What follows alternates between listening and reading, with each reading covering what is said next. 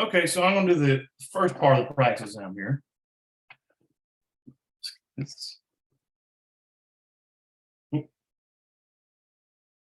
Start with number one. What's the first question? So Jane is a validator for the Ethereum network. There are 128 members total in her committee of validators.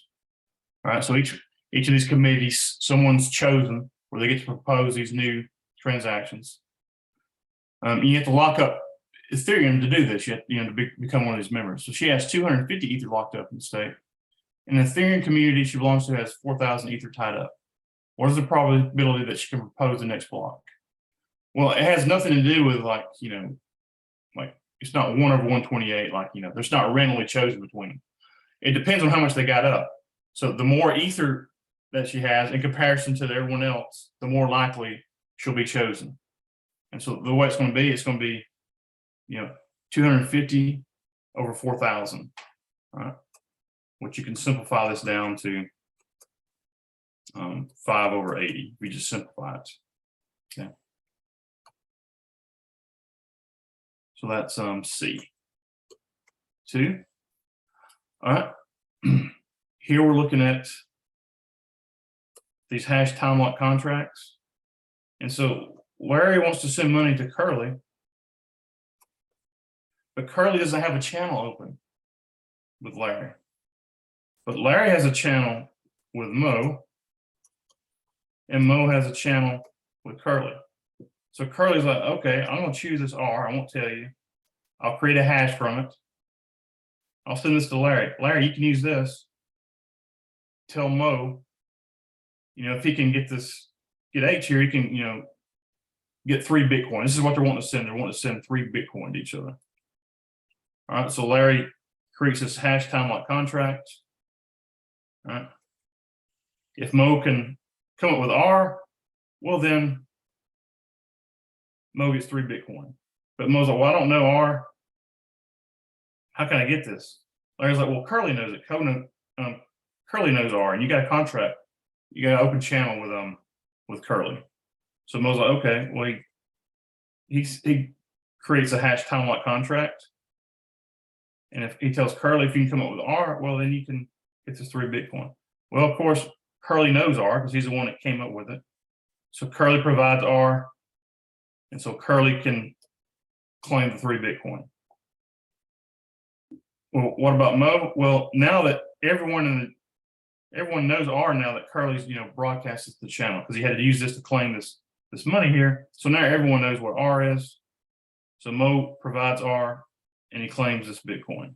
All right, so now who gets what? Well, Larry's losing 3 Bitcoins, right? Because he's sending it to Mo. What about Mo? Well, Mo's getting 3 Bitcoins, but he's also losing 3 Bitcoins to Curly. So his net change is 0. All right. And Curly, well, Curly's getting 3 Bitcoin. So that's going to be B. All right. Mo doesn't get anything. He's receiving 3 Bitcoin, transferring 3 Bitcoin. Larry's transferring 3 Bitcoin and Curly's receiving, which is at the end of the day why they wanted to happen. They're just having to use Mo as intermediary to do this. Now, one question is, what if Mo wants to get some kind of tip for providing this? Okay, so what happens then? Let's say he wants to get a 0.01 Bitcoin tip. So now who gets what now? So we'll go through this again here and show what happens if this is the case. So this is 3.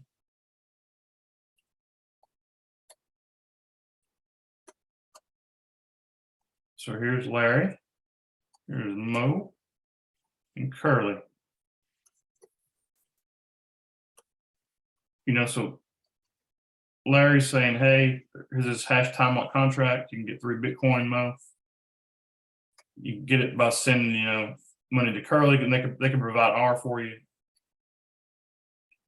And then you can claim that, and you can send money to Curly. Mo's like, well, I don't want to send the full 3 Bitcoin. I want to get a little tip. So Mo makes the hash time lock contract 2.99 Bitcoin. Okay. And Curly can claim that, provides R. Curly's like, well, I'm supposed to get 3. That's not really too much. I'm losing a little bit here. Oh, that's reasonable. So Curly provides R and claims the Bitcoin. And then Mo uses the fact that R was, Curly, provided R to the network. So now Mo can provide R and claim this money from this hash timeline contract. So let's see who gets what. Well, Larry, just like before, Larry loses 3 Bitcoin. But now Mo gets 3 Bitcoin and loses 2.99 Bitcoin. And what about Curly? Well, Curly is going to receive 0.299 Bitcoin. Okay. All right. Oh, I forgot to add this up. So this is, the 0.01 like he was wanting to get. That's what size tip he's wanting to get. So Larry's going to lose 3 Bitcoin. Mo gets a small tip, and Curly only gets 2.99 Bitcoin. Okay. And so that is A. All right, so that's how that works. All right, I have a 4 here, but there's not a 4. So we'll go to 5 now. Let's erase this.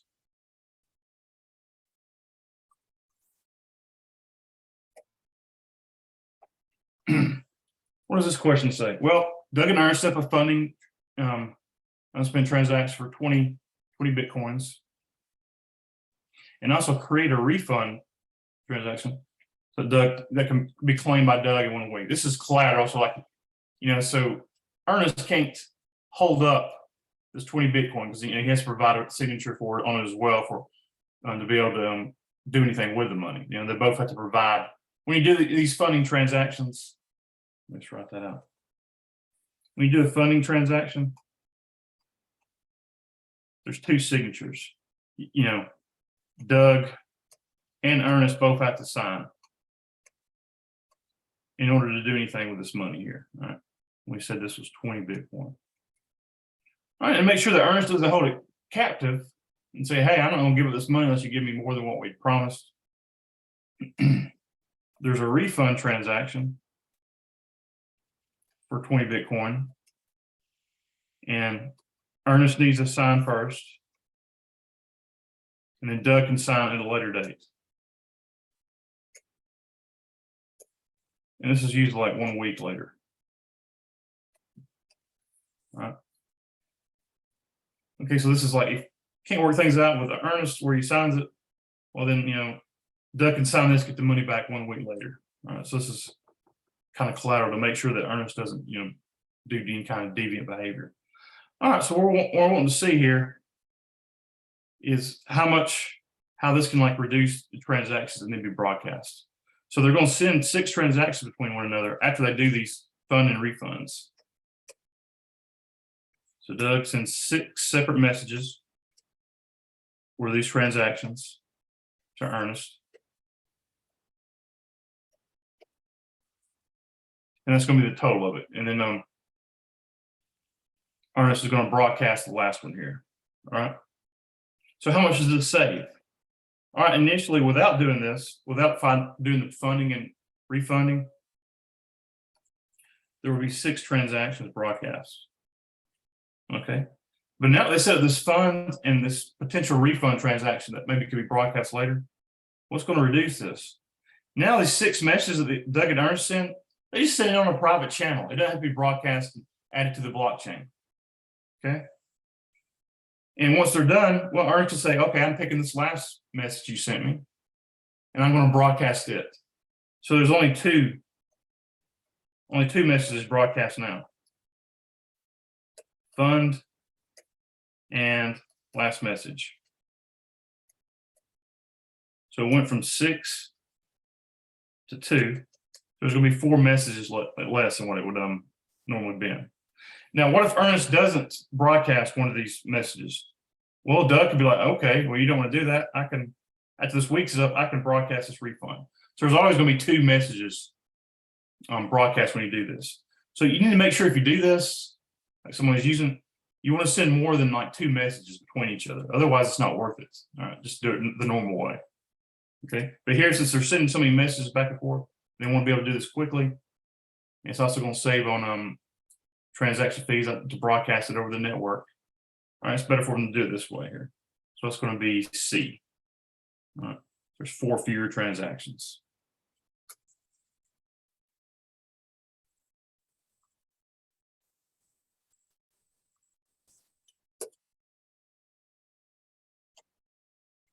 Okay, now 6. Hazel and Ron set up a Lightning Network channel with a funding transaction of 12 Bitcoin. Okay, so here's our funding. Unspent transaction between the two. Now, collateral, what they need to do, like this is for the Lightning Network, you need to set up what's known as a commitment transaction. All right. And so they'll both do these, and they'll both create a revoke key. All right. And what this allows you to do, this allows transactions to be spent 2 ways. Okay, because if they go before they go to the next transaction, they need to give each other the revoke key. That way, someone tries to do something deviant, well, the other one can revoke it. They can use this revoke key. Okay. Now, what's the punishment if this revoke key is used? All right, we'll get to that in the next one here. But so yeah, this is going to be C. Commitment transaction for each other. They don't do a refund trade. They do these commitment transactions. So it needs to be symmetrical because they're going to be spending money both ways here. All right. So they both need to be able to revoke if someone goes back to a previous transaction they said it was null and void. All right, so that's going to be C. 7. This is looking at a specific situation. All right. So let's try to draw this out. So we're looking at 7 here. So just like before, there's, oh, shoot. Well, there we go. There's a fund transaction for 12 Bitcoin. You know that Rhonda and Hazel both have to sign. And they set up these commitment transactions.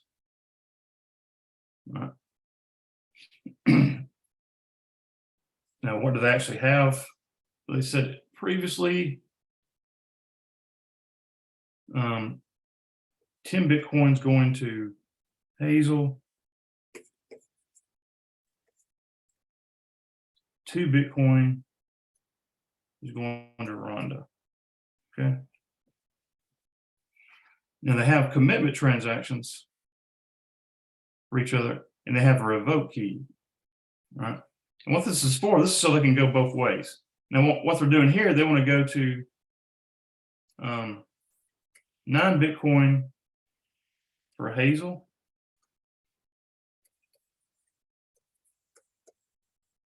And 3 Bitcoin for Rhonda. Now, the danger here is, what if Hazel tries to spend one of these previous transactions? Well, that's where the commitment transaction revoke key comes into place. All right. Well, now they're going to both give up the revoke keys. And if someone tries to spend one of these, as long as you provide this revoke key, you can block the transaction. So this is what happens. They agreed not to use this last transaction to go to this next one. But Hazel's trying to be deviant. You know, Hazel tries to broadcast it so she can get additional Bitcoin.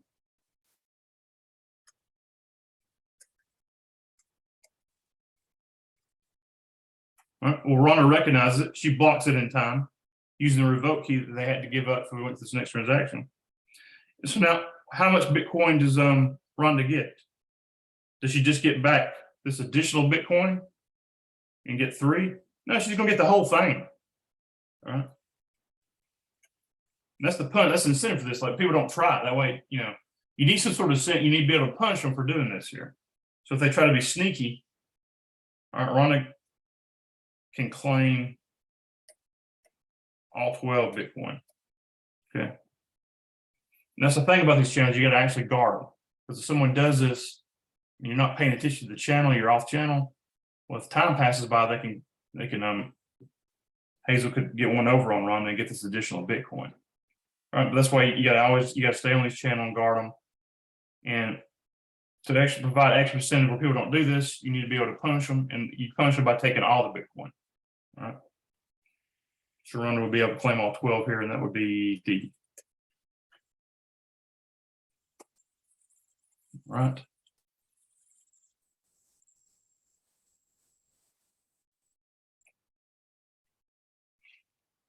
So 8, a blank is a trusted third party used to provide outside data to smart contract. Well, that's D, Oracle. So these oracles, with these smart contracts, sometimes you need information that comes outside of the smart contract. Like with these DEI tokens we talked about earlier on the second part of the exam, practice exam. They need someone to keep track of the price of Ethereum to provide this information. So if the value drops below 150% of the contract, this information needs to be provided to the smart contract, and then you can auction off and do what it's supposed to do, what it's programmed to do with that. But you need someone keeping track of this. So the Oracle of those is the company that provides those DAI tokens. They're the one that provide this price information here, right? So they act as the Oracle. Okay, so here we got a question. John and Josh are twins, but are very different from one another. John went to college and then medical school. Josh started his own business at a very young age, never went to college. But he lived very frugally and invested most of his revenue back into his business. Okay. So John displays what type of time preference, and Josh displays what type of time preference. Well, they took two different paths, one school, one a business, but they both displayed low time preference. Right. That is, they really thought about the future. John went to medical school. He wanted to be a doctor, so he had to forego making income for a long time to get through medical school. He did this because he really cared about the future. So he had a low time preference. All right, he placed a low preference on the present time. But so did Josh. He started this business. Yeah, he made money, but he didn't spend most of it. He invested it back into the business. So he was thinking about the future. He put a low preference on the present, okay, and thought about the future. So they both displayed a low time preference. And this last one here, the owner of an NFT has a claim to a specific digital asset. Which of the following are examples? Well, all three of these are examples. Taylor Swift concert, you can have a digital ticket that it's an NFT that's, it shows you have ownership on this Ethereum or some other type of blockchain. You have a video of LeBron James dunking. You could have something that shows that you own this digital asset. And there's also a case of, Jack Dorsey's first tweet. It's sold for a lot, but originally it's sold for a lot, but now it's not worth that much. So anything that's in digital form, NFT can show that you have ownership towards it. So it's going to be all of the above right here. Okay, so that's it for this first part of the practice exam. Hope this was helpful.